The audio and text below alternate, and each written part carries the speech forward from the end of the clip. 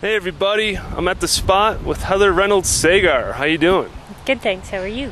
Good. How's your book going? You the author of Climbing Your Best.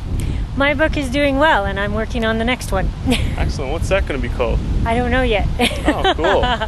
Now, a lot of big name climbers like Tommy Caldwell, Beth Rodden have benefited from your techniques. What stands out about your book that maybe other books might lack? Well, one of the main things that it does is it runs you through how to test what your weaknesses are. So a lot of us know that when we're trying to get to be better, we have to work on our weaknesses, but we can't always easily identify what those are. Oftentimes we jump to, oh, it's my grip strength, because that seems to be what hurts the most, but that may not be the weakness that you have. So that book helps you identify that, and then there's a large amount of focus on movement, and specifically movement through the core as opposed to movement just what is a back step. It's how do you execute a back step and isolate using the core muscles when you're in the process of that back step, and then transitioning from that into the next movement. We call that the wave of extension in the book. So that's how it really differs. And you have a master's degree on this type of stuff? In exercise physiology, yeah. Okay. From Dalhousie University in Nova Scotia, and I came to Boulder and did my thesis project here studying climbers. Now you've been a long-time climber, and you have a child, right? Yes. So I have a 6-year-old. How does that play into like your training and stuff? It makes it very interesting. Yeah. I have to really be strategic when I go climbing, that I actually get done what I want to get done in the specific amount of time I have.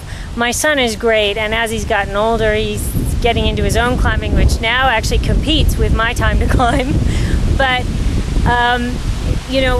that's another part of what's in the first book, is how to strategize your time and focus your attention so you do get things done. The most important thing with training in general is you need to keep it fun. And so first and foremost, you have to love what you're doing, and if you love what you're doing, then you're going to do it well, and you're going to do it with enough time to get better. With a child, I just had to become more focused when I went climbing, and a lot less social time, or recognize this time climbing is not a training time, it's a social time. So I balanced it more that way. And you still have time to get on the big routes, huh? Yeah, less so in the last 2 years. It's funny, up to the point where he was 4, it was easier, and now that he's climbing and he has his own life and he has friends, it becomes harder and harder. But I've added yoga to my life now. Okay. And I kind of use that as cross-training, because I can do it at home and you don't need to be in a specific place or near a boulder or anything else. Plus we put a home wall in the house, so that makes it easier as well. Yeah. Excellent, excellent. So you got some workshops coming up in the future. What can people expect from it? I'm really developing this idea of how to bring the activation of the core into movement, regardless of whether you're in a back step, a front step, a drop knee, whatever. And using language that you hear a lot in executing moves in Pilates, or using language that you would hear a lot in doing yoga, finding ways to make people visualize how to activate it so that it becomes more instinctual, developing exercises that they can do on the wall and off the wall to become aware of that deeper muscle work. And once you're aware of it, then you can start to do it, and you can start to train it. And when you start to bring it into what you're climbing instinctively, that's when you're getting successful.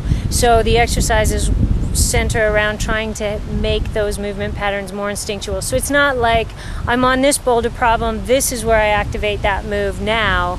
It's how do I take that movement and apply it to every slight variation of that same pattern of holds. Sure. On every boulder problem on different angles, so, and make that more instinctual. Very nice. And I noticed that you put a few chapters online for people to check out, which is really cool. Yep. And how about some contact info? Anything on the web? Yeah, you can reach me at heather@climbingyourbest.com. And that's the easiest way to find out where I'm going to be going and what I'm up to. It is a good idea to send me an email if you're interested in me coming your way, because I really enjoy working with people more on a one-on-one. Even when you get to 6, it's kind of, you don't get as much one-on-one time with a person, and to really help people feel this stuff and adopt it for themselves, you have to have that one-on-one. You have to have that constant feedback, external and internal. So, where's your home base? Right now it's in Nova Scotia, but I am looking at more of a split between Colorado and Nova Scotia in the next year, and seeing if I can't make that work. Cool. So where are you going to be hanging out around Boulder? Any big routes planned? Yeah, not on this trip. I am probably coming back tentatively in December.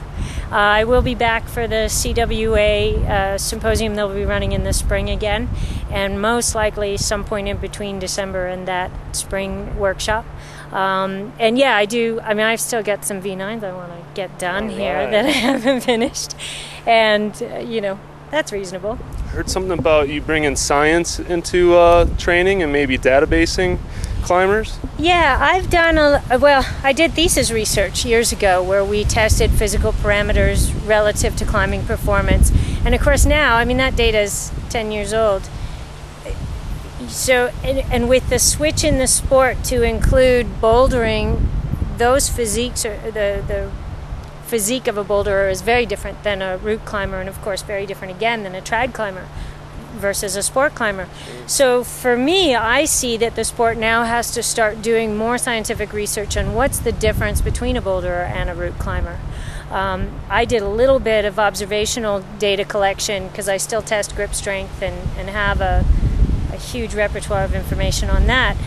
But concentric contractions are very different for boulderers than route climbers, and you're starting to see that a boulderer works more through the forearm and less through the wrist than a route climber would. So the grip strength that they need is different, just by the nature of the types of movements they're doing in those two different sports. It's all rock climbing, but when you're rope climbing, you're not moving through necessarily the same ranges of motion as you are when you're bouldering. So it is interesting, and I think it needs more work. I'd love to be able to do it myself. It's a matter of time and resource. Where I am in Nova Scotia, where I have been, we just don't have a resource of climbers to test. If I'm spending more time here, I'll definitely set up some workshops to get people to come in and test and. When can we maybe look forward to your next book coming out? Oh, Lord. Anytime soon? It's about half written. And I'm working with the publisher now on, what exactly the form is going to take for the next half of it. So I tend to like to write and get them done, and then they spend a year editing them. So, I'm hoping in the next year and a half. Great. Yeah. All right. In the meantime, I'll still be publishing bits and pieces here and there from the books. Tell us a little bit about the new book and how it might differ from the old book.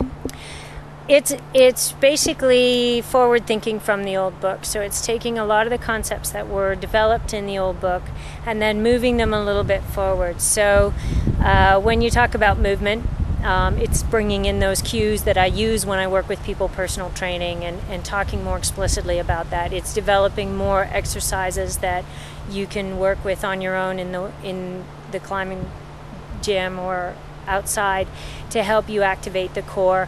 There is a segment, of course, now on pregnancy or limitations. There you go. Because I did climb. I did climb up until 10 days before my son was born. Wow. Bouldering mostly. Wow, really? Yeah, and that was the hardest part. Was there was no information out there. Wow. And I was lucky. I was coming from a community of climbers in Boulder where a lot of women had climbed that were pregnant. So I had those people to fall back on. But when you're in Nova Scotia, nobody exercises once they're past 3 months. So. Did you take extra crash pads with you? Yeah, I had a rule. I didn't climb higher than, I never got on anything that I would fall on. So that was my rule until the end. And then I just wanted the baby to come. Excellent. So yeah, so it has that component in it as well. A little bit more, a little bit of a woman's touch to it. in one section of the book, because women are really coming into the sport of climbing now, and I think most resources have been geared towards men in the sport, and this is a little bit more, you don't have to be strong, you have to know how to use your center of gravity. Wow, very cool. Well, I look forward to it. Good. Right on. Well, thanks a lot, Heather, and thanks to all the guys at the spot for having us here, and good luck with everything. Thank you.